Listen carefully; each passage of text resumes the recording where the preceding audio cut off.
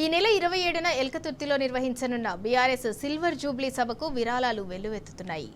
మహబూబాబాద్ జిల్లాకు చెందిన గూడెల్లి యాకయ్య అనే దివ్యాంగుడు 2000 రూపాయలు విరాళమిచ్చాడు.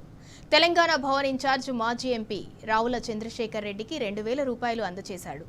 మళ్లీ కేసీఆర్ ప్రభుత్వం రావాలని ఆకాంక్షించారు. బీఆర్ఎస్ ప్రభుత్వం లేక రైతులు అరిగోసపడుతున్నారని యాకయ్య ఆవేదన వ్యక్తం చేశాడు. మాయమాటలు చెప్పి అధికారంలోకి వచ్చిన రేవంత్ సర్కార్పై అన్ని వర్గాల ప్రజలు ఆగ్రహంతో ఉన్నారన్నారు. గూడెల్లి యాకయ్య సన్నాఫ్ వెంకటయ్య మహబాద్ నిజవర్గం.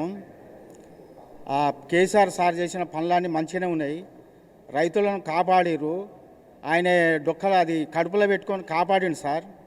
ఇప్పుడు రేవంత్ రెడ్డి వాళ్ళను చిత్రహింసలు పెట్టి నానా ఇబ్బందులు పెడతాడు. రైతుల ఆ కళ్ళాల కాడ మనుషులు జరిగిపోతారు. ఓ టెంట్లు లేవు, ఓ నీళ్ళు లేవు. ఈ దిక్కుమాలిన ప్రభుత్వాన్ని ఏమంటే సాగనంపాలని పూర్తి మహాబ్రహ్మాండమైన సభకు 2000 నా వంతు సాయం తెలంగాణలో పుట్టినందుకు నా బాధ్యతగా నేను 2000 ఈ డొనేషన్ ఇస్తాను సార్.